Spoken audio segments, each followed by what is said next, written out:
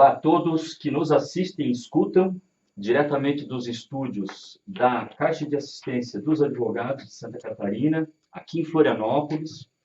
Neste dia, 17 de 8 de 2023, a Comissão de Direito Tributário da OAB de Santa Catarina, por meio do seu podcast Ativo Intangível, entrevista o nosso querido rio-grandense do Sul, Mauro Negruni, e conversaremos sobre a sua carreira, sobre o SPED, sobre o E-Social e, claro, sobre ativo intangível. O Mauro é analista de sistemas, professor em MBAs, palestrante, consultor corporativo, é mestre em valoração de intangíveis, consultor líder da Titex Compliance Tributário, e ele se auto-intitula um apaixonado pelo SPED, temas contábeis e tributários fiscais. No programa de hoje, contamos também como facilitador, mas que acumula a qualidade de convidado especial. Afinal, ele é presidente da nossa Caixa de Assistência dos Advogados, a CASC, aqui em Santa Catarina, Juliano Mandelli. É advogado, especialista em Direito Civil e Processo Civil, está presidente da CASC, e aqui, já de antemão, em nome da Comissão de Direito Tributário da OAB, ele tem esse nosso canal do Ativo Intangível, possibilitou isso para os advogados e para os interessados no assunto de direito tributário, por meio de um canal, o nosso podcast do Ativo Intangível, e sempre trazendo conteúdo aos nossos interessados, conteúdo gratuito, como o de hoje, um canal também no Spotify, que nos deixa assim, muito felizes. Eu, particularmente, quando fui investido ao cargo de presidente, foi um projeto que me brilhou os olhos. Assim, estou muito feliz de tê-lo aqui, Juliano, com toda a sinceridade mesmo. Assim. Ele também já exerceu diversos cargos aqui na nossa casa, é membro efetivo do IASC, que é o Instituto dos Advogados de Santa Catarina. Eu também sou membro lá, e conselheiro do Fundo de Reaparelhamento do Judiciário perante o Tribunal de Justiça de Santa Catarina.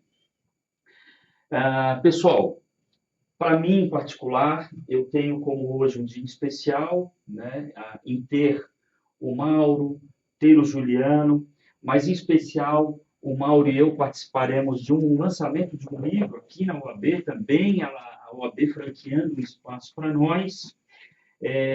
Somos coautores no livro chamado Práticas de Economia Tributária e Recuperação de Créditos. A editora é a Boa Sorte, Sabedoria e Prosperidade, Centro Educacional, BSSP, empresa, a editora ligada ao grupo, digamos assim, da BSSP, tem vários temas de direito, de contabilidade nesse livro, e conta com diversos autores, vários deles aqui em Floripa hoje. Teremos hoje aí palestras pequenas, TED Talkings, coquetel, sessão de autógrafo, sorteio de 2 bolsas de 50% de desconto em MBAs da BSSP, aqui em Florianópolis, de modo presencial, trata de contabilidade, compliance e direito tributário, e também uma outra de modo virtual, que também versa sobre o tema do nosso livro, coordenada pela professora Elieda. Pois bem, o Mauro veio hoje, na madrugada, de Porto Alegre para Santa Catarina, e aproveitamos, então, a vinda dele para o lançamento do livro e vamos pegar o máximo possível do que ele tem nesse podcast. Uma concentração grande dos estudos dele é do ativo intangível. Então, é uma alegria muito grande. A alegria ela vai além do lançamento do livro.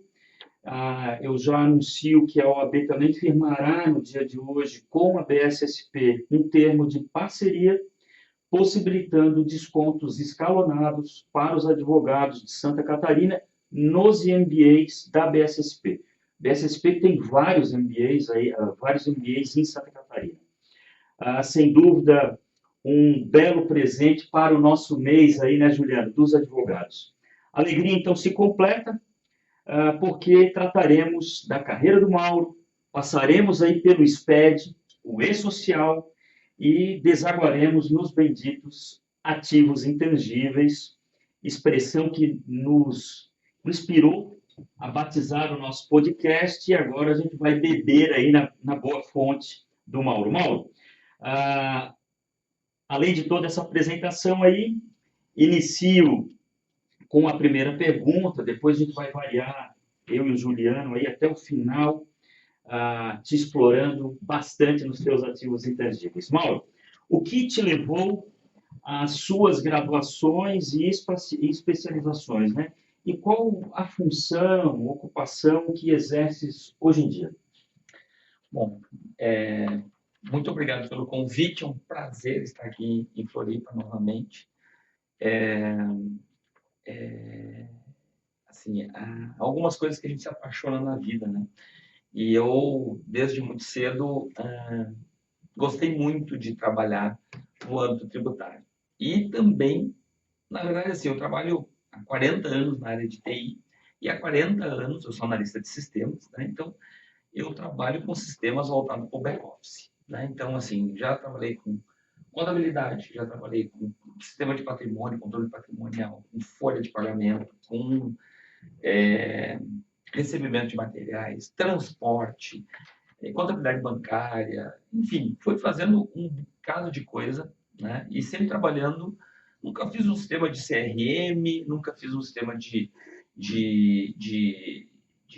venda pela internet, coisas desse tipo. Eu sempre trabalhei na parte de suporte financeiro, nas demonstrações. Então, isso me levou a começar algumas faculdades, inclusive a própria de contabilidade, que eu acabei não terminando, e fui concluir, então, a faculdade de análise de sistemas. Então, a minha carreira permeou muito a parte profissional, a parte prática, propriamente, né? E depois eu fiz especialização em tecnologia de negócio para a internet. Eu sempre tentando inventar alguma coisa nova para fazer e acabei nunca exercendo de fato essa especialização, nunca desenvolvi nada para a internet e acabei, em 2005, entendendo que o SPED, lá, 2 anos antes do lançamento do decreto 6.022, que trouxe e que criou o ambiente SPED no âmbito legal, nas primeiras reuniões do SPED, na segunda, na verdade, reunião do SPED, eu entendi que aquele projeto, lá em 2005, era um projeto revolucionário em termos de governo, né? Assim, para o cidadão, para os contribuintes, entendi que aquilo era um projeto muito significativo de unificação e de possibilidade de simplificação do cumprimento da obrigação acessória, que agora vem de novo aí, né, com reforma tributária e tudo mais. Não sabemos onde é que isso vai desaguar, né? Isso já dá outro podcast, né? Exatamente. Mas a gente trabalha sempre com essa perspectiva da melhora. E nesse caso, quando a gente viu que a tecnologia era, de fato, o que estava por trás do ambiente do SPED, claro que o fisco fez isso em busca de privilegiar seus controles, mas também, de uma certa forma, o sistema conversando com o sistema é mais barato, é mais eficiente, é mais produtivo do que alguém ficar apertando o botão, escriturando livro em papel, levando para a junta, para autenticar, ou para a Cefasa, ou seja o que for. Então, naquele momento, eu disse, puxa, esse é um projeto que eu quero me engajar. E desde lá, desde 2005, eu integrei, então, um grupo de empresas do projeto piloto do Sistema Público de Escrituração Digital. Para a gente que é da área tributária, falar em SPED, todo mundo lá, SPED, ok, né? Não é o SPEED, como no começo se falava, né? Porque era o sistema de uma empresa de telecom, o sistema de banda larga dessa empresa de telecom. Mas o SPED, ele revolucionou, de fato, só com a nota fiscal eletrônica. Foi um grande efeito, né? Hoje eu costumo perguntar na aula, né? A pessoa diz, mas isso é muito complicado, cumprimento da obrigação acessória, mas, cara, vocês querem voltar à época da nota em papel? Não, pelo amor de Deus, professor. Isso quem é da época da nota em papel, porque já tem uma geração inteira que isso já está posto, né? Nem se discute que a nota fiscal é eletrônica e que o cupom que sai lá, NFCE, que sai lá na boca do caixa, já está posto que é assim e deu. Né? Então, para quem pegou a época do papel mesmo, nossa, é tudo de bom ter o SPED por trás. Né? Então, esse, vamos dizer assim, foi a minha carreira profissional e há um tempo atrás eu resolvi fazer um mestrado e fiz um mestrado em indústria criativa e coloquei o meu tema de dissertação, a valoração dos ativos intangíveis, né? E aí trabalho no âmbito acadêmico com essa temática do CPC 04, do CPC 41, né? O CPC 01 também, mas basicamente o 4 e o 41, que versam sobre a valoração dos ativos intangíveis e do valor justo, que essa é a minha discussão. O que é o valor justo no âmbito do intangível? Bom, mas isso a gente vai logo adiante, né? Exatamente.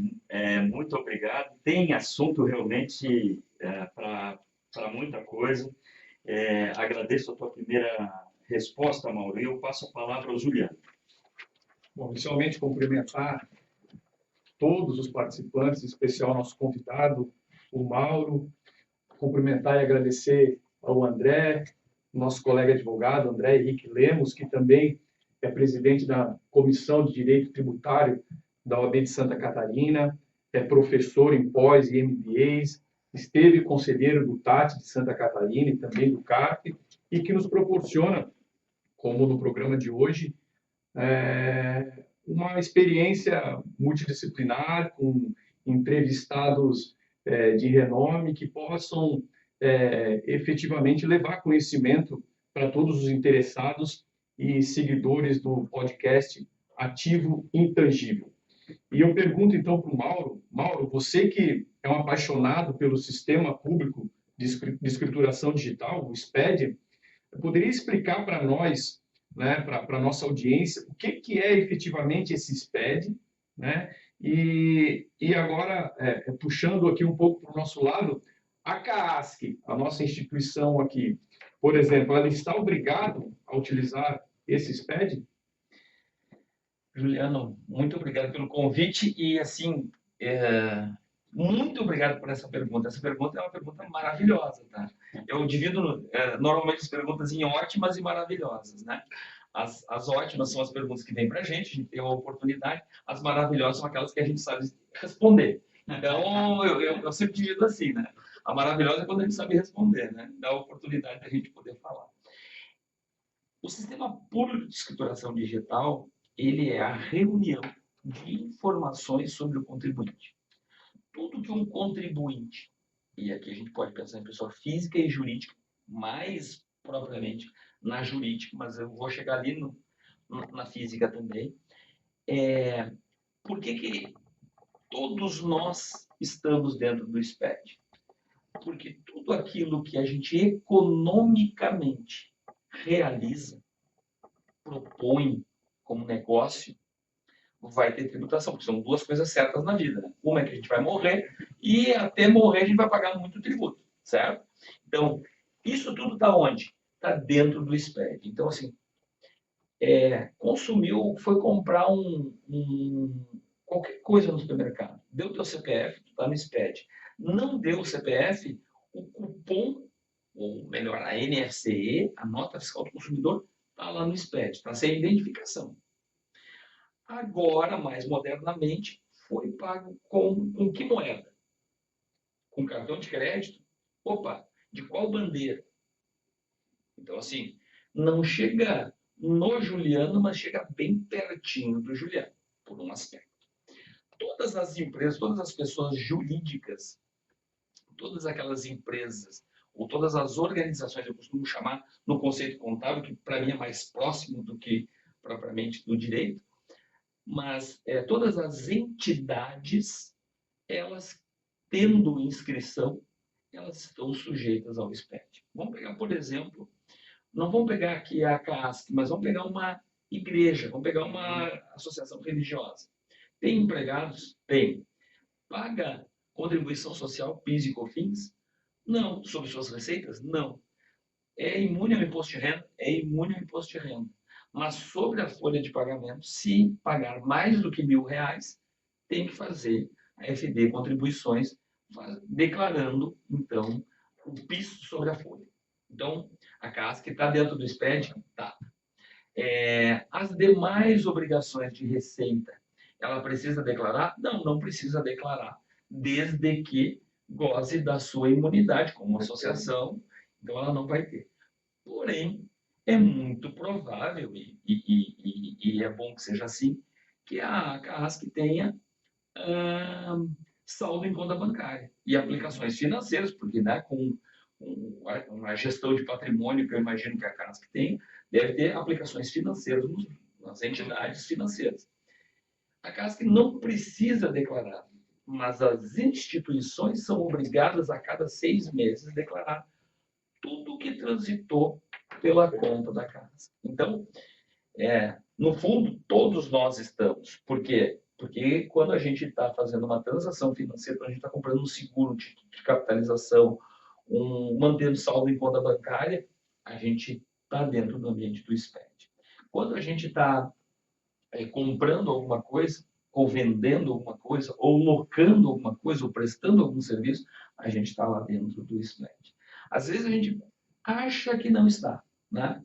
E assim, para dar um exemplo bem corriqueiro dos últimos tempos, a gente diz assim, vai pagar com Pix, né? Às vezes os comerciantes até dão desconto para quem paga com Pix, né? O Pix, por óbvio, vai ter movimentação financeira. Então, mesmo que os dois indivíduos, dois atores daquela transação, 2 ou 3 ou mais, não declarem, a instituição financeira vai declarar. Cartão de crédito, cartão de crédito, débito, a mesma coisa. Qual é o volume que foi movimentado? Então, assim, esse sistema público é um sistema mantido pela Receita Federal, é um sistema de governo, ele existe desde 2007, foi implementado e começado a abastecer informações desde 2008. Então, assim, hoje nós temos bilhões de documentos dentro do ambiente do SPED, nada foi limpo até hoje, né? E isso gerou vamos dizer assim, uma riqueza de informação sobre a economia e sobre toda, claro, com o aspecto tributário linkado a isso. Mas eu diria assim que hoje, melhor que qualquer estatística por pesquisa, e eu não estou aqui diminuindo o trabalho do IBGE, mas qualquer pesquisa econômica realizada no ambiente do SPED é muito eficiente. Quer saber como é que essa economia está indo bem ou está indo mal? Vai pegar lá as compras de passagens aéreas, combustíveis, embalagens, transportes. Isso dá um termômetro da economia muito significativo. Tá? Então, assim, todos nós estamos nesse grande sistema e, querendo ou não, sendo informantes passivos ou ativos, nós estamos lá. E as nossas declarações de pessoa física vão para onde? Para o ambiente do SPED. Vamos ter novidades aí a partir de setembro com a entrada da FD-REINF. Já tivemos em maio com a entrada do imposto de renda no E-Social também. Então, aquilo que a gente temia um tempo atrás mudou de nome, né? Não é mais a DIRF, né? A DIRF, que era a declaração da fonte pagadora, informando que o fisco quanto pagou. Agora vai pela E-Social e pela EFD-RINF. Vai trocar de nome e cada vez que troca de nome, cada vez que entra no ambiente do SPED, significa que o refinamento de dados, vou tirar uma obrigação lá de 1980 e poucos, que é a DIRF, por uma obrigação acessória dos anos 2023. Será que ficou mais robusta, mais requintada, mais refinada? Né? Excelente. Tem com requintes de crueldade, como eu digo, né? Direito penal adora isso aí, né? Requintes de crueldade. Um homicida, né? Excelente. Ainda bem que nós estamos no direito tributário. Aqui, Exatamente. Né? Eu passo para o André fazer o próximo questionamento. Mauro, enquanto estavas falando, tu falou em igreja, né? Eu não quero polemizar porque a gente tem um roteiro, né? Mas eu fico pensando, né? Os dízimos em Pix, os dízimos em cartão de débito e de crédito, vai ser imune, não vai ser imune? É uma discussão, né? Eu penso que sim, imune nos impostos, mas eu tenho minhas dúvidas se vai ser imune, não imune, né? Vou falar uma bobagem, né? Mas isentos do PIS e COFINS, né? Isenção precisa de lei e tal, tem um ambiente para isso, mas os rosáriozinhos, os bonezinhos do padre ou do bispo, camiseta, que se vende na lojinha da igreja, se for pago, né, em Pix, cartão de crédito, estacionamento, já é fora do ambiente da igreja diretamente, né? É uma receita que é operacional, mas que foge ao objeto primeiro da oração, né? Então, talvez esse ambiente SPED também comece a fazer uma teia muito grande para o setor aí de igreja, né? Aquela coisa de pegar todo o dinheiro de dízimo num sacão de lixo grandão e tá, isso é contabilizado como, né? Ou não contabilizado, enfim. É só mais uma polêmica para a gente pensar como o rastro, né, do dinheiro está muito mais robotizado do que a gente imagina, né?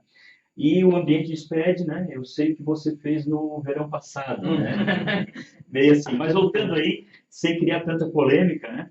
Mauro, o direito tributário e a contabilidade, eles têm aí as chamadas obrigações, seja principal e acessórias, né? A principal é o contribuinte pagar o dinheiro e ir para o bolso do fisco.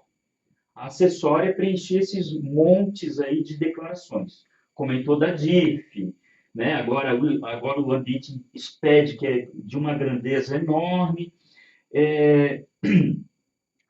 Essas obrigações acessórias, né? O dever de prestar informações ao fisco, de regra, se não for prestado pelo contribuinte, o contribuinte sofre sanção. Leia-se aqui multas, né? Nesse aspecto, quais são aí as sanções ou multas, né, voltadas ao contribuinte que não cumpre essas determinações impostas pelo SPED? Bom, vamos lá, vamos dividir aí. Só me permite fazer um comentário em relação a que eu citei a igreja, né? As igrejas, eu estou falando aqui independentemente do culto, do credo e tudo mais. Sim. Né? As igrejas, elas têm previsão na Constituição da sua imunidade, né? E a Lei 10.833 das contribuições sociais, ela prevê qualquer receita acaba entrando nessa imunidade. Então, é uma discussão para a gente reformar ou não, isso é uma discussão polêmica, né? Inclusive, na reforma tributária, isso também foi debatido, né? Está sendo debatido, né? Mas essa questão das entidades que poderão ou não usufruir e transferir esse patrimônio financeiro. Né? Mas, enfim, isso é polêmico, está se discutindo, né? E a ECF, que é uma das obrigações, que é a escrituração contábil fiscal, exige tem um bloco inteiro para as entidades imunes e isentas. Então, ela tem que dizer para quem que ela pagou, onde ela destinou e tudo mais. Então, assim, elas estão imunes ao tributo, mas elas não estão imunes à obrigação acessória. Tem que declarar. Né? E com isso também a gente chega nessa questão do cumprimento da obrigação principal e acessória. Né? Muito bem colocado pelo André, que é essa questão de o que é de fato, né, estabelecido lá pelo Código Tributário Nacional, pelo CTN, que é o objeto do recolhimento precisa de um suporte. Esse objeto, né, assim, a intenção do legislador qual foi? Eu estou pagando aquele tributo e eu tenho que explicar por que eu estou pagando ou por que eu estou deixando de pagar, ou por que eu estou pagando não mais do que aquilo ou menos do que aquilo.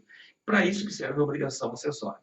Ou seja, é quando eu vou declarar os meus recolhimentos, as minhas apurações, e vou colocar como suporte essa obrigação acessória que vai me dizer, olha, eu sou eu gosto de imunidade aqui ou acolá, eu sou regulado pela ANS e não pela Anvisa ou pela Receita Federal em termos de de plano de contas, né? Então, assim, a minha contabilidade está escriturada para atender a ANS e não o Bacen ou a Receita Federal. Então, eu tenho são múltiplos olhares, né? O Juliano trouxe aqui a questão da multidisciplinaridade. SPED a gente não consegue atender sendo só contador, sendo só analista de sistemas ou sendo só advogado para discutir as questões do cumprimento da obrigação acessória, né? Então, assim, requer mais do que isso. Então, assim, lá na Titex, na empresa na qual eu sou sócio líder da empresa, eu digo que aquilo é quase uma cooperativa, não é tributariamente, não é, né? Mas assim, o que a gente faz? A gente executa projetos que às vezes a gente precisa do engenheiro, tem administrador, tem gerente de projeto, tem isso, tem aquilo, então para a gente poder executar projetos nesse âmbito, né? Caindo na questão da multa, tá? Então, assim, para as pessoas jurídicas, a multa do SPED ela é muito objetiva. Ela tem 3 possibilidades. A primeira possibilidade, 5% sobre as informações omitidas ou prestadas com falta de exatidão, com inexatidão, como diz a lei. Tá? Então, 5% da receita bruta limitada a 1% do faturamento. Então, 5% da informação prestada incorretamente ou omitida. Segunda hipótese, 1% da receita bruta, porque não tendo cumprimento não se sabe nem qual é. Então, assim, qual é a receita bruta? Vai se tentar descobrir a receita bruta pela movimentação financeira, né? Então, 1% da receita bruta.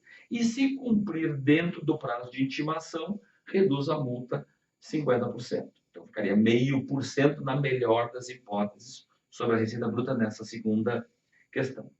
E, por terceiro, é o não cumprimento de nenhuma hipótese. Vamos dizer, uma entidade que, obrigada a cumprir, não cumpriu de forma alguma. Bom, aí vai cair por terra a questão da obrigação acessória em si, e aí nós vamos cair lá no regulamento do imposto de renda, por exemplo, né? No decreto 9.580, que ele coloca que não havendo possibilidade de confiar na contabilidade, eu estou usando os meus termos, né? Eu vou desprezar aquela contabilidade e vou arbitrar o lucro. Então, não tendo possibilidade de minimamente confiar na contabilidade ou suportar a apuração tributária pela contabilidade da entidade, acaba, então, pelo arbitramento. Aí, o arbitramento, nós vamos ter coisas do tipo, né, pega a receita bruta e diz que 30% dela foi lucro, por exemplo, né, e aí tributa sem identificação de contribuinte, que nós caímos com alíquotas aí começando em 15%. Então, as multas são pesadas, viu, André? São pesadas. Tanto vale também para o e-social. Então, assim, fora a questão de tributação previdenciária, fora a tributação de imposto de renda, fora outras tributações, outros tributos que incidem sobre a mão de obra, a gente também tem essa mesma aplicação, porque o e-social é um dos projetos do ambiente do SPED. Tá, então vamos chegar nele. Muito obrigado. Vamos chegar nele possivelmente agora, numa pergunta que ela é bastante grande, mas aí o presidente é que vai ficar com essa missão. Aí eu peço, inclusive, quem nos assiste, um pouquinho de paciência, porque ela é uma pergunta que é cheia de contexto, mas a gente julgou muito importante para a gente conhecer realmente essa grande plataforma e o que aconteceu durante o tempo para chegar no dia de hoje.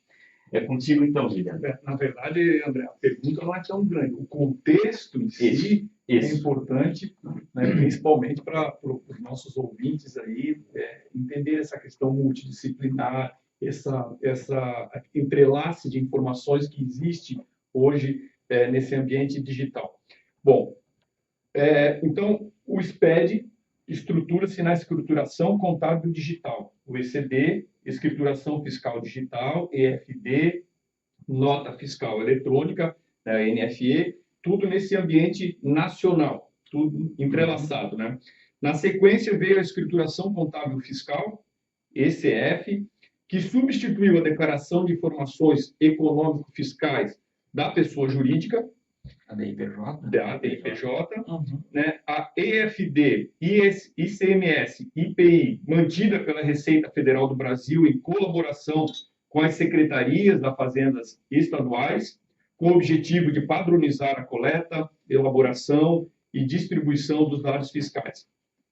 Depois sobreveio a EFD, contribuições para o PIS e CONFINS, Uhum. e financeira, obrigação acessória a ser prestada por instituições financeiras e similares, bastante importante a troca de informações em países do FACTA, né, Estados Unidos, e OCDE, ou seja, voltadas ao combate à corrupção, lavagem de dinheiro, enfim, ao compliance. Né? Como dito, é um entrelace de informações, tudo hoje no ambiente digital. Pois bem, agora vamos lá. Feita toda essa introdução, né, do tamanho do SPED, chegamos agora onde eu e o André queríamos, que é no E-Social, né, um sistema de coleta de informações trabalhistas, previdenciárias e tributárias. Tudo armazenado em um ambiente nacional virtual. Pois bem, esse E-Social é algo que apenas os contadores devem entender ou os advogados também precisam se dedicar a ele? Opa, o Juliano... Essa é maravilhosa, é O ótima. Juliano está só com pergunta maravilhosa, né? Então, olha só. Muito me orgulha quando eu sou confundido com advogado. Muito me orgulha. Eu não sou advogado, não tenho inscrição na OAB, não tenho formação. Por quê? Porque a gente vai aprendendo. Pelo uso, a gente vai aprendendo. Não está proibido para ninguém pegar uma lei e estudar uma lei, né? Quando a gente vai fazer sistemas, a gente precisa estudar, pelo menos na minha visão, meus colegas da área de TI às vezes dizem, não, isso tem que vir do usuário, tem que vir de quem vai usar o sistema, essas especificações. Eu prefiro ir lá e beber na fonte, que é estudar o regramento, o embasamento, quem linka com o quê, né? Porque para a gente atender o tributário, a gente sabe quem atua nessa área, os advogados tributaristas, os contadores, enfim, né, o público em geral que está nos assistindo, que está nos ouvindo, sabe que não é muito simples, apesar do nome, às vezes, Simples Nacional, que de simples tem pouca coisa, né? Mas, então, o que a gente precisa entender? Que o SPED, como eu coloquei, ele é um ambiente que capta várias informações. Em termos de sistema, tem um facilitador enorme. Primeiro, eu tenho uma base só. Sabe quando a gente começa a falar em integração de sistemas? Olha, tem que fazer a integração do sistema de portaria com o sistema de segurança do não sei do que. Pega uma empresa tradicional, que todo mundo conhece. O sistema de ponto eletrônico. Ele tem que integrar com a folha. Normalmente são dois sistemas diferentes. Um sistema que lá lê por biometria do dedo, da íris, do crachá, quando é digital, enfim, seja uma tag, seja o que for, né? Para saber que aquele colaborador está dentro da empresa, o funcionário, o seletista está dentro da empresa, né? Para contar o tempo e assim por diante. Vai aproveitar e vai fazer a marcação se vai ou não vai almoçar com o refeitório.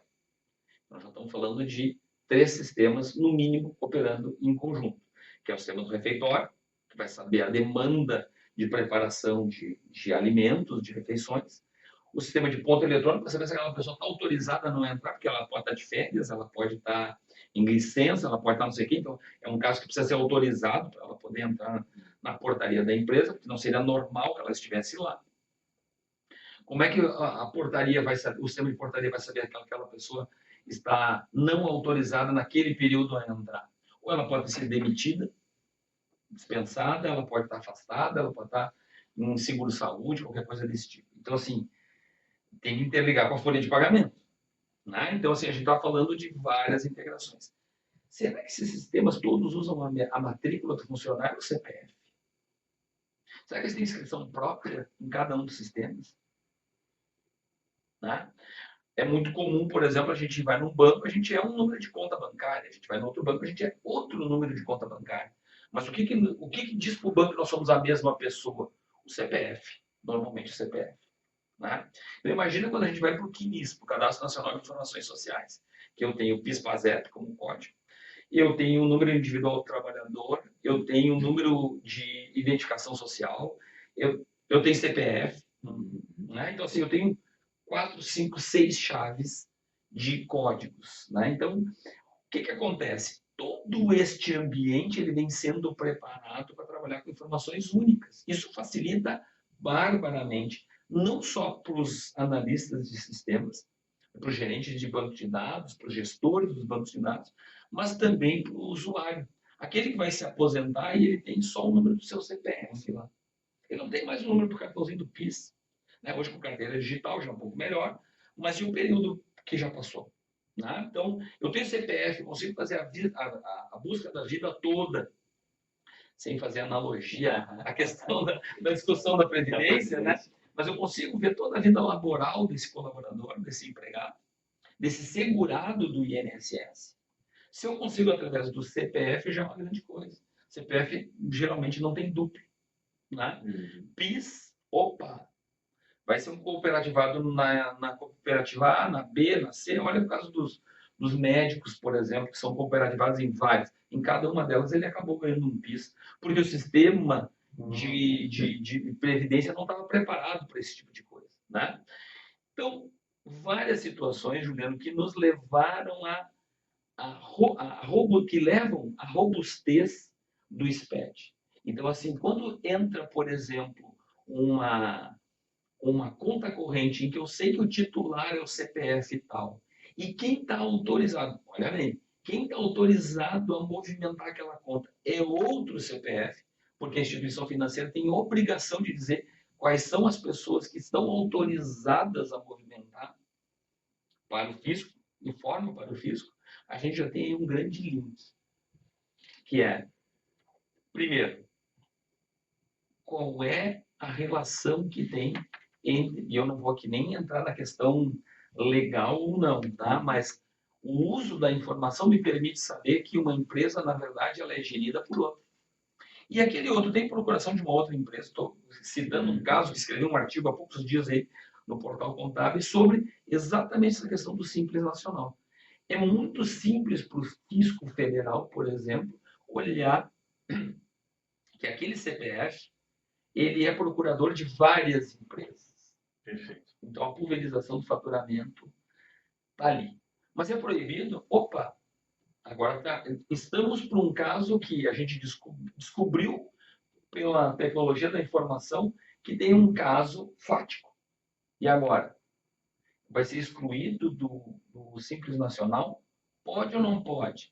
Bom, teoricamente, se perguntar para o contador, não tem o que fazer, é o mesmo CPF, provavelmente. Bom, mas então agora vem os advogados que vão dar o seu parecer jurídico se isso é legal, não é, se é fraude, como é que configura a fraude, como é que não e tal. Então, assim, é uma gama de informações em que esse sistema foi se aperfeiçoando. A gente não tinha a ECF lá no início do SPED. Como tu colocaste, Juliano, eram duas obrigações. Era a contabilidade e os livros fiscais.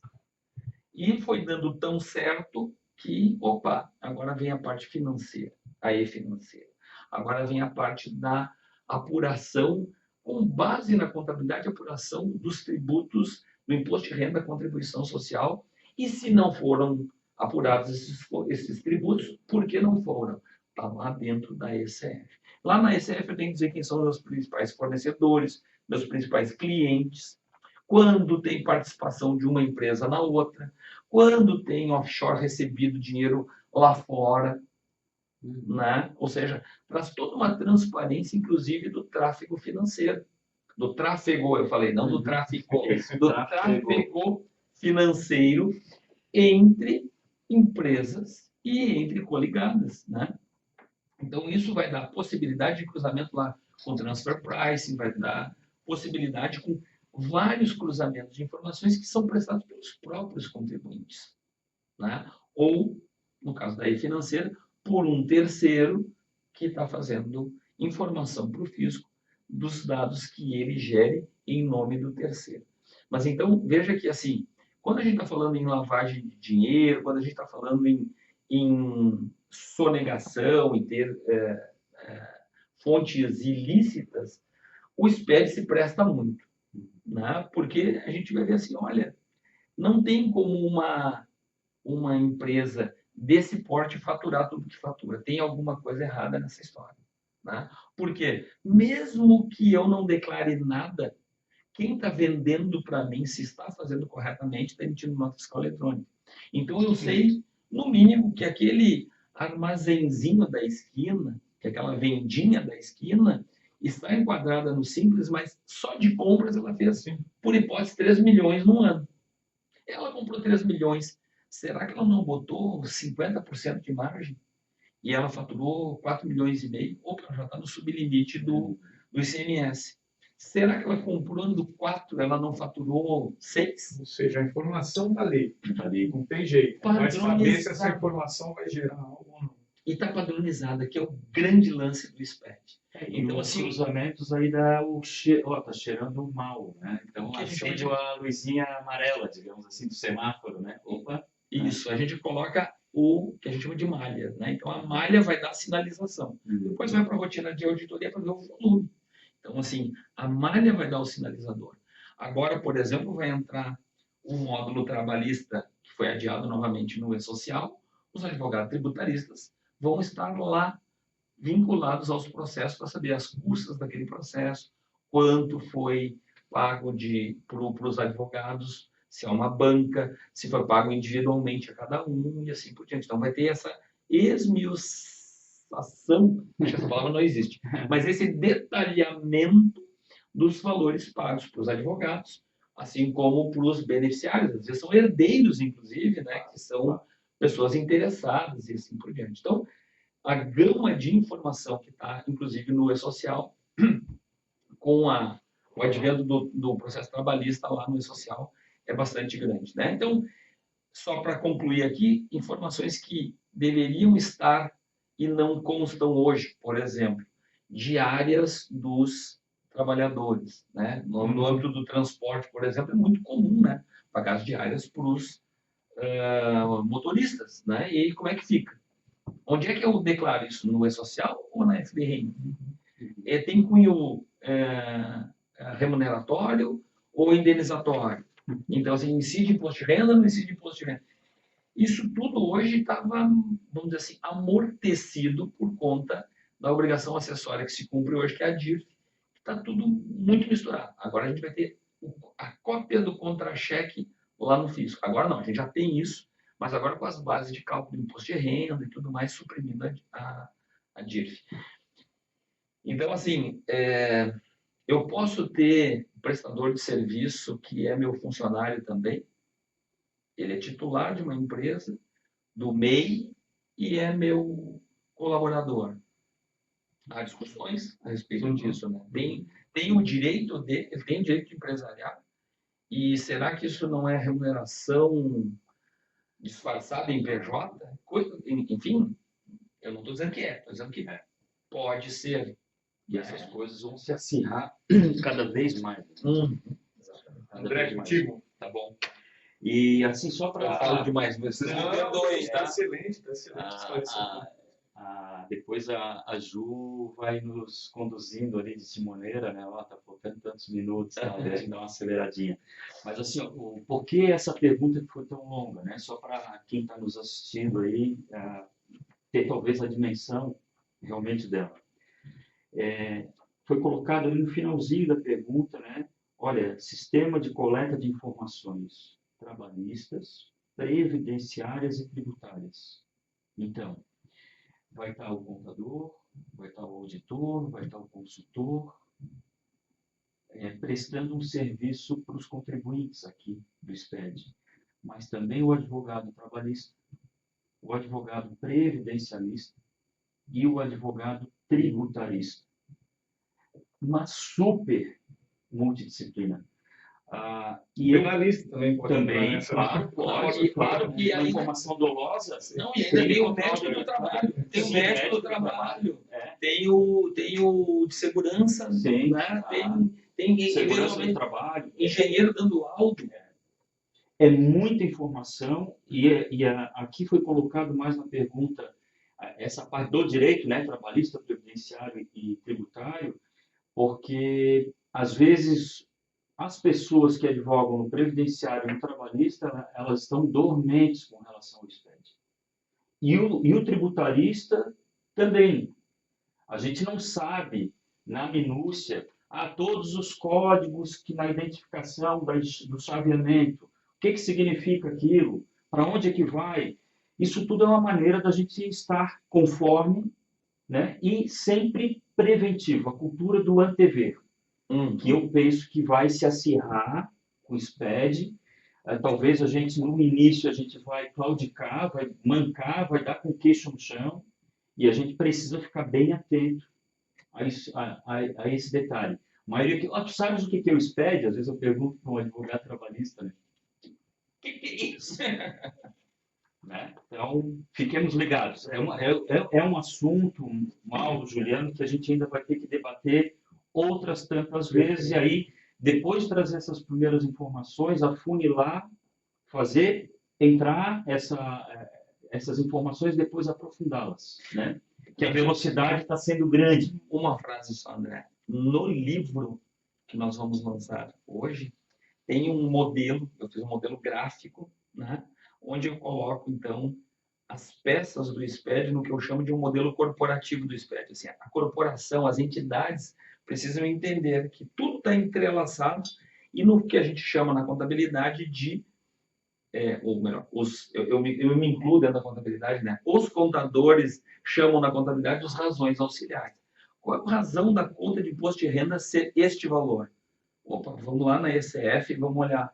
Isso gerou crédito, isso gerou débito, isso foi receita, isso foi despesa, isso foi custo, isso foi não sei o que. Então está tudo esmiuçado lá na ECF. Na contabilidade é uma conta. Imposto de renda da pessoa jurídica a pagar. Retenções de imposto de renda sobre a folha. Onde é que tá, de onde é que tu tirou, contribuinte, esse imposto de renda sobre a folha? Aí tu vai lá no E-Social, tá aqui, ó, a soma dessa filial, mais essa filial, desses trabalhadores, esse aqui não pagou porque ele tem uma ação na justiça, está com o imposto de renda suspenso, esse aqui tem doença que está prevista na legislação, que ele está imune ao imposto de renda, ou está com o imposto de renda suspenso, e assim por diante. Então, essas razões auxiliares é que vão nos dizer lá na contabilidade porque dos valores a recolher que nós estamos diuturnamente aí darfando, como a gente diz na contabilidade, fazendo DARF e fazendo recolhimento. Vamos lá, então, para a quinta pergunta. Nós temos aí um total de 7. Ajuda daqui a pouco aí nos...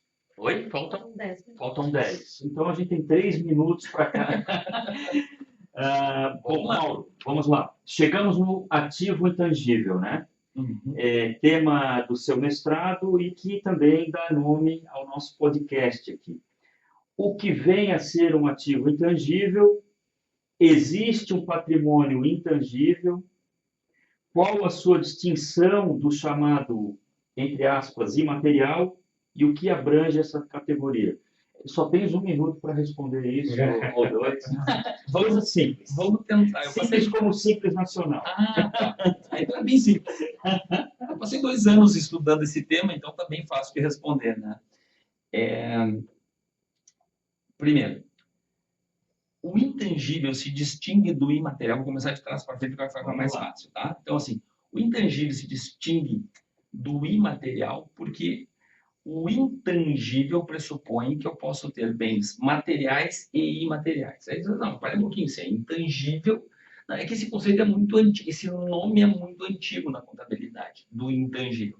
Ok, os contadores vão, e as contadoras vão ficar aqui e dizer, como que é velho? Não, é antigo, efetivamente, tá? Por quê? Porque ele é do tempo em que um intangível nunca poderia ter intangível, quer dizer, eu não consigo medir. Não quer dizer que eu não consigo, que ele não seja físico. Tá? Então, assim, o imaterial é marca, patentes. Né? Então, são esses, uma música, uma peça de teatro. Né? Então, isso, uma imagem, isso é um bem intangível. Tá? E ele é imaterial. Agora, eu posso ter, por exemplo, uma obra de arte. Essa obra de arte está num suporte material, físico. Né?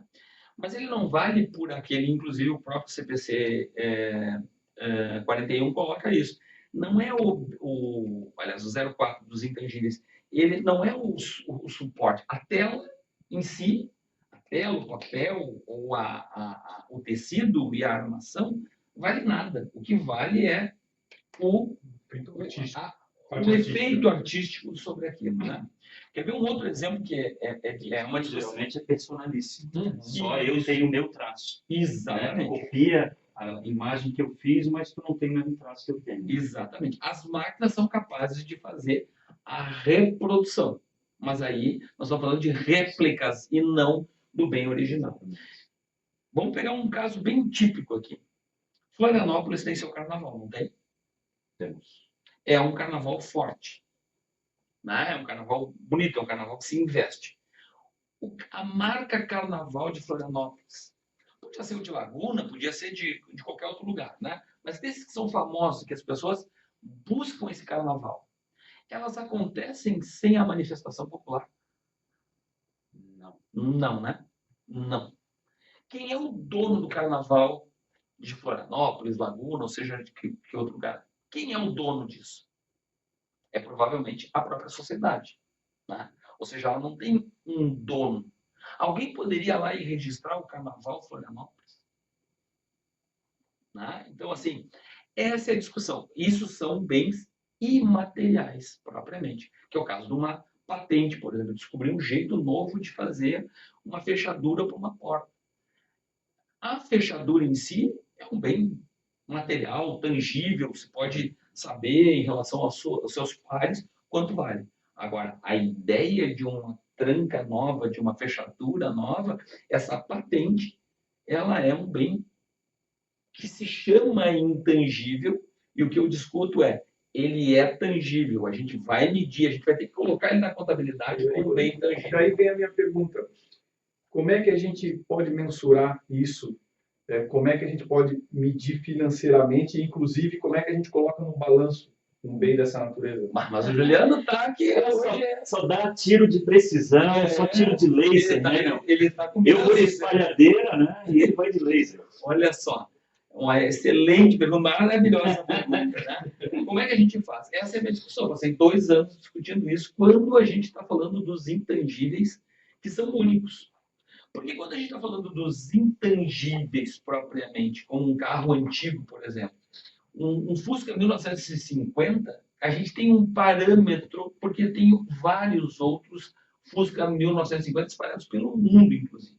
Então eu consigo ter referência sobre esse valor. Mas o Fusca vale porque ele é um carro? Não, é porque ele é um carro antigo, preservado, ele vale pelo seu intangível. Obviamente, ninguém vai comprar um carro tão defasado tecnologicamente, vai pagar 50 mil reais, 100 mil reais por um Fusca 1950. É porque ele é um Fusca 1950 preservado com laudo de originalidade e tal, que se paga por esse valor. Então, nesse caso, ele é um bem material, ele não é imaterial, e ele tem a tangibilidade dele, que é aquilo que se chama de tangibilidade na contabilidade, que é o que está fora do imaterial, que vai me dar o valor. Como é que a gente vai medir?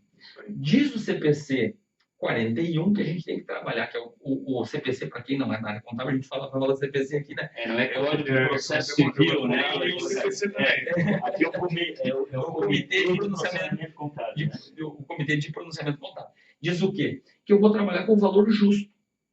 Então, eu vou fazer um leilão, por exemplo, do Fusca e vou saber qual é o valor justo do Fusca. Porque o mercado paga, tem mercado para esse Fusca. Mas isso aí não fica muito sujeito à fraude, à manipulação? Pode ficar. Mais ainda, Não é meio subjetivo, né? Posso simular um leilão. Quem diz que não? Não, eu posso fazer um leilão aberto e colocar pessoas lá que vão pagar com dinheiro com origem duvidosa, por exemplo, para que eu possa esquentar, como a gente chama no popular, né? Vou dar origem para aquele dinheiro no leilão. Bom, então o que acontece? Quando a gente está tratando de bens únicos, fica ainda pior. Né? Que é o meu objeto de estudo são esses, os mais difíceis. Tem um modelo comparativo. Quanto vale uma pintura do Monet? Quanto vale uma pintura do fulano de tal? né? Eu ia começar a falar alguns aqui que são vivos e tem marca comercial, Sim. né? Então, Aí eles já vão te pagar royalties. opa, e aí tu, né? Aí vende por royalties. Então, assim, olha o caso do Banco Espírito Santo em Portugal. Quebrou. Foram olhar o que ele tinha. Ele tinha um lastro enorme em pinturas. E aí foram abrir e foram leiloar. Eles não conseguiram um terço pelo valor daquelas pinturas que estava estimado na contabilidade pelo valor justo. Né? Então, assim, essa discussão do valor justo já é um problema. O CPC diz a capacidade daquele intangível gerar caixa, que é o que se consegue com a marca. Uma empresa famosa de refrigerante no mundo inteiro, com logo vermelho e branco, vai mudar seu logo lá. Aquela nova escrita fez aumentar ou diminuir o caixa? Fez aumentar em X% o caixa. Opa, isso já me dá um parâmetro novo para o intangível. Uma marca de aplicativos de transporte. Quanto vale a marca do aplicativo? Porque uma coisa é, Juliano, vamos fazer um aplicativo de automóvel, eu faço a parte técnica e tu sai no mercado a vender. Né? Nós vamos começar do zero. Quanto vale a marca? Provavelmente nada. Uma que é usada no mundo inteiro, que todo mundo bota o olho e reconhece o logo, porque ele é preto e branco, porque não sei o que, ele tem um valor. Né? E qual é o patrimônio que tem? Quantos carros tem essa empresa de aplicativo? Nenhum. Mas ela vale pela ideia, pela plataforma, que, ok, dá para a gente tangibilizar muito bem essa plataforma, quanto que ela custou. Né? Agora, a marca, quanto que ela vale? E se tiver envolvido no escândalo, quanto baixa esse valor da marca? Então, o valor justo vai estar toda hora sendo alvo de questionamentos. E o leilão, como está proposto no CPC, na minha visão, não agrada, porque eu tenho um problema sério aí, que inclusive tem um livro cujo autor é o James Catt, que coloca a questão do valor justo pelo leilão. Se nós fizermos aqui rapidamente um leilão para leiloar o meu óculos, quanto que tu paga, Juliano? 20 reais. Tu paga quanto, André? 50 reais. Então tu paga 20 ou tu paga 50. O justo para mim é 20, o justo para ele é 50. Isso, eu vou botar na contabilidade por, teoricamente, todo mundo vai dizer 50, ele vendeu para o André por 50, né? Só que é o seguinte, o valor justo diz, enquanto tiver concorrência de mercado, em 50 tinha a concorrência de mercado? Não tinha, tanto que só o André dá 50. Então eu teria que imobilizar por quanto? Por 20. E os outros 30, me perguntam os contadores e as contadoras. E eu digo, bom, aquilo é perda. Tu comprou por 50, mas ele já, quando tu imobilizou pelo valor justo, ele só tem mercado até 20. Ele não tem mercado em 50. Então tu pagou mais, mas ok, tu quis pagar mais. Bom, então essas são as discussões em cima do valor justo e sobre essa questão dos chamados intangíveis, que no fundo a gente deve tentar mensurar. Né? E como é que a gente vai mensurar tudo isso? Bom, a gente vai trazer questões de quanto vale para cada pessoa. Né? Então, e como é que a gente vai saber quanto vale para cada pessoa? Bom, nós vamos ter que estudar uma outra coisa. Semiótica. É a próxima pergunta. Claro, a gente já está estourando aí o nosso tempo, né? Consegues explicar o que é semiótica rápido ou partimos para a última pergunta do Juliano? Me dá 30 segundos. 30 segundos? Então, vamos lá. A semiótica é o seguinte, é a simbologia que eu tenho dentro de mim. Basicamente é isso, que a gente chama de significante. Um signo. Um signo, isso. Não do zodíaco, mas não um do zodíaco, signo, né? E a semiótica não tem nada a ver com física. Sim. Tem a ver com sentimentos. Então, assim, o que aquele objeto me recorda, me remete, pode ser até por uma expectativa, não necessariamente seja do passado, mas seja para o futuro. Então, assim, eu de frente a uma obra de arte.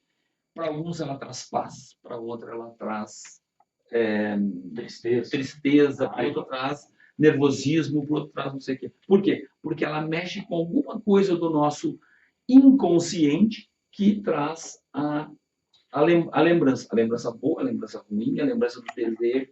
E isso se trabalha especialmente nas marcas. Né? Então, assim, Por que que uma marca vale muito mais do que a outra? Porque vai se implementando, implementando, implementando. Então, assim, pergunta se algum dos jovens hoje em dia que pode, que estão na classe que pode consumir, se eles querem um Conga, um Quixute, um Bamba. Para quem é mais novo, são calçados muito antigos que não tem graça, né?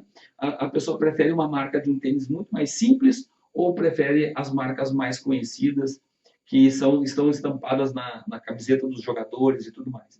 Isso é o efeito do marketing sobre as marcas, ou seja, fazem com que elas tenham muito mais valor. As pessoas compram não por conta da qualidade do calçado, mas compram por causa da marca, ou por causa da roupa, seja o que for.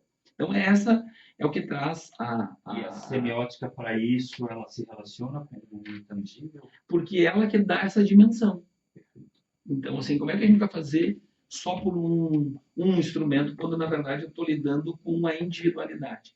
Tanto do artista que fez a obra, no caso do artista, quanto quem está expectando, quem está assistindo aquela obra. Pode ser um filme, por exemplo. Né? Então, esses desejos todos, ou criar o desejo, é o marketing trabalhando com os conceitos da semiótica. E aí, a semiótica vai levar para onde? Vai levar para aquilo que é o valor econômico, que alguns autores, como Bourdieu, entre outros, coloca que quanto vale o que chama de as trocas simbólicas, aquele símbolo, aquele signo, vale quanto para ti? Muito bom. A semiótica é muito trabalhada por um autor renomado do direito tributário, que é o Paulo de Barros Carvalho, né? Um cara que e ele trabalha ainda muito isso. Mas, enfim, isso aí também dá um outro podcast. Juliano, por favor, aí, eu até tinha colocado aqui no roteiro, né, que são assuntos que a gente poderia conversar durante umas 3 horas. Né? O próprio Mauro falou, quando eu mandei as perguntas, disse, a gente vai falar por 3 horas. Meu caro Juliano, contigo então, por favor. Então, nós estamos chegando agora ao final do nosso programa e eu quero fazer uma pergunta um pouco diferente. Eu quero saber se o Mauro tem algum aconselhamento, alguma orientação para quem nos escuta, aquela famosa dica. Bom, a primeira delas, estude. Estude, porque sem conhecimento não dá. Eu estou dizendo para voltar para o banco da faculdade ou para ir para o banco da faculdade? Não necessariamente. Não necessariamente. É um bom caminho. Né? Abre mais portas. Mas, especialmente, invista em conhecimento. Especialmente conhecimento multidisciplinar. Eu tenho feito, Juliano, um exercício de colocar no LinkedIn a divulgação de várias boas vagas, né? Para quem quiser me seguir, @MauroNegruni. Pode me procurar no Instagram e no LinkedIn. Eu divulgo vagas exatamente nesse perfil em que o contratante, seja a entidade que for, está colocando assim: eu quero uma pessoa que entenda disso. Se ela é essencialmente um contador, um analista de sistemas, um advogado, um engenheiro, isso importa menos. Importa mais é que ela domine aquele tema, que ela tenha capacidade. Quase que todas as vagas hoje pedem que tu tenha domínio de algum aspecto de tecnologia. Quase todos. Ou tu vai ser um usuário de um Excel avançado, ou tu vai ser usuário de um BI, né, um Business Intelligence, ou vai ser usuário de algum sistema. Enfim, a gente não vive mais sem a tecnologia. Como a gente não vive sem direito, a gente também não vive sem tecnologia. Eu acho que são duas profissões que cada vez crescem mais, exatamente por conta dessa demanda que a gente tem no ambiente corporativo. Perfeito, perfeito. Te agradeço muito, muito, Mauro. Já me despeço aqui de todos os ouvintes. Agradeço também o André pela oportunidade de participar do podcast e conhecer um pouquinho mais sobre ativos intangíveis no direito, na contabilidade e também na visão do Mauro aí propriamente dito. Tá? Prazer estar aqui com todos vocês, na esperança de eles encontrarem outras oportunidades. O Estúdio Casque está sempre aberto. Mauro, eu acho que, na minha visão ali, o aconselhamento, né, já pegando um gancho, sendo um pouco folgado aqui, nessa liberdade, eu gosto muito quando eu ouço assim, a pessoa é curiosa, né? A curiosa, a pessoa curiosa sai da letargia, né? Ela sai de zona de conforto. Ela está sempre se auto-desafiando. Eu acho que isso, né, o estudo, né, vou enfrentar um mestrado, vou enfrentar uma pós longa, não. Aqui, escutando o que a gente tá dizendo, né, 1 hora de programa, né, coisas do gênero já fazem, eu acho que a pessoa também sair da zona de conforto, né? É uma malhação do cérebro que ela deve ser muito importante sempre para a gente, né? Mas, enfim, eu peço então, Mauro, que tu faça as tuas considerações finais aí. Bom, primeiro eu tenho que agradecer para vocês aqui. Tenho e quero agradecer pelo convite. Juliano, é um prazer te conhecer. Muito obrigado por me receber aqui na CASP. André, muito obrigado pelo convite. Nós vamos estar logo mais aí no lançamento do livro, né? Somos parceiros nessa obra. Muito obrigado pelo convite, pela oportunidade.